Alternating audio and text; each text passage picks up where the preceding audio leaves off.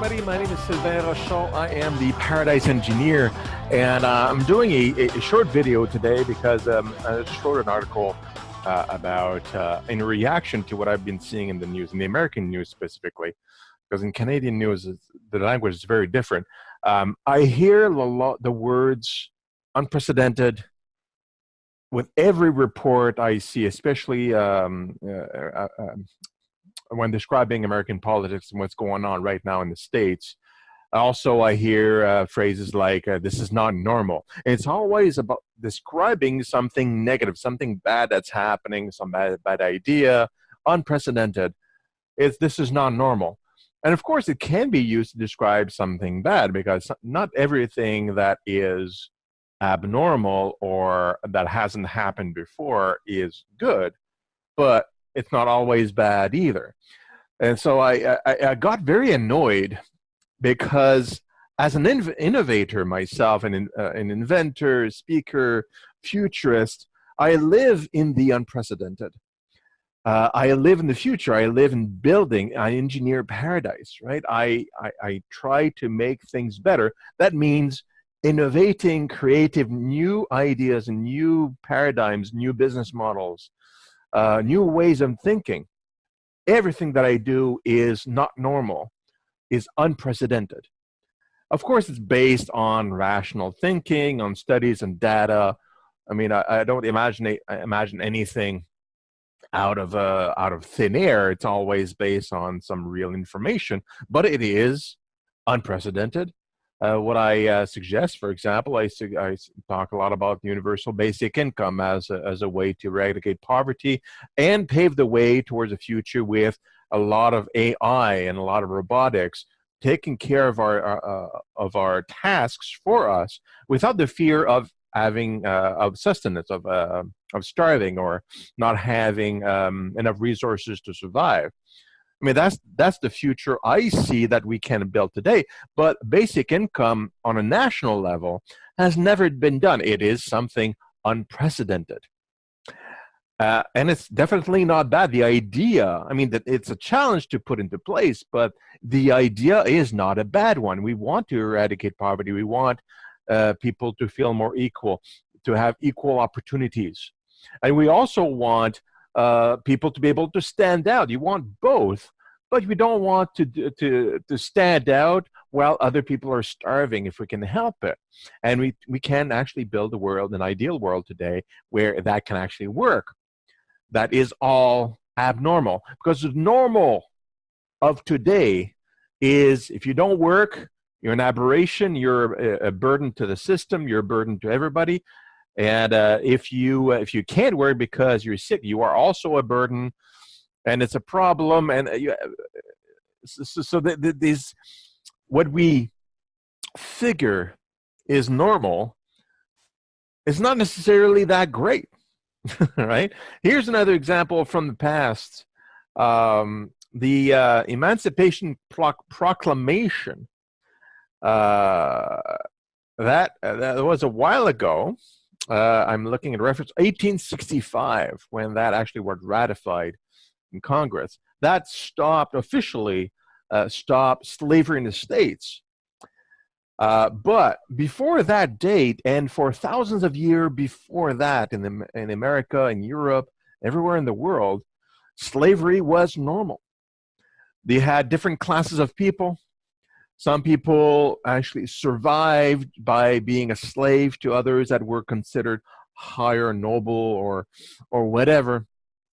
And our ancestors were either slaves or slave owners, or some of us have both in our history. But that was normal for a long time, but it was bad. But in 1865, there was a decision in the northern states in particular, but also a lot of Americans decided, well, this is bad, let's change that. But it was rough. The North and the South, it was a huge war, civil war in the States. People struggled against it because they wanted to keep the normal. They want to keep what is normal the way it was, because it was the way it was. It's safe, it's regular, it's okay. Abnormal is terrible. Let's not change things. Things have been running like this for a few thousand years. Why would you change anything? Well, we changed that. And there's a lot of things that we changed over the course of history. We decided to land on the moon. That we didn't have to go there. There was no hurry. Why did we land on the moon in 1969?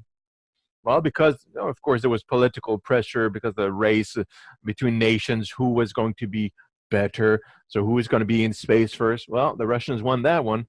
The Americans certainly wasn't going to lose the first man on the moon race, so they spent huge amounts of dollars and resources to put the man on the moon first in 1969.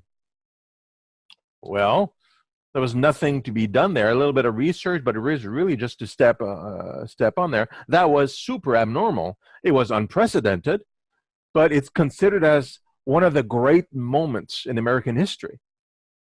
Now we have sent drones to almost half a dozen different astral bodies in our solar systems. Right now, China has a drone on the dark side of the moon right now. And we have something on Mars. We have another one, I believe, in an asteroid in the Kuiper Belt, I think. We've been to Mars several times. We have we sent a satellite, well, a sensor basically to study the sun, the corona. We've been doing all this stuff, but nobody's paying attention anymore because that's normal now. The sending things off in space, robotic or otherwise, even planning to send other people in to another planet would be considered fairly normal, because we've been sending people to the International Space Station for a long time, and we even have commercial companies that are putting some people and some test pilots into space without any government help at all. This is the new normal. So what I suggest we do is let's stop using unprecedented, not normal, by describing something that's bad or bad idea. Just call the bad idea the way it is. If it's a stupid idea, call it stupid. If it's a terrible political move, well, say it's a terrible political move. Don't use the word unprecedented to mean that it's going to be terrible. Unprecedented, it means without precedent. It hasn't happened this way before. That can be good or bad. Now, we don't want to stop creative processes by using words that mean not normal is terrible, and constantly using those words in the media. It goes into people's minds, and then people figure out, they make the associations even without consciously knowing it. They make the association of, if it hasn't been done before, it's bad. It puts people into conservative mode. We want to progress. We want to create a new, better society. We need to innovate. We need to create. We need to be unprecedented. We need to be abnormal a little bit. That's how we progress. We move forward. We go from normal that may be not so great to something better, to something that has no precedent, to improvements of the human condition, the improvements of society, improvement of the economy, improvement of everything. Unprecedented can be excessively good. Let's call things the way they are, and let's progress with power by action instead of reaction. If you yearn for the normal, you're in your reactive mode. You have no power. You are reacting to the environment. Things are changing around you, and you're scared of it because you want to keep things the way they are.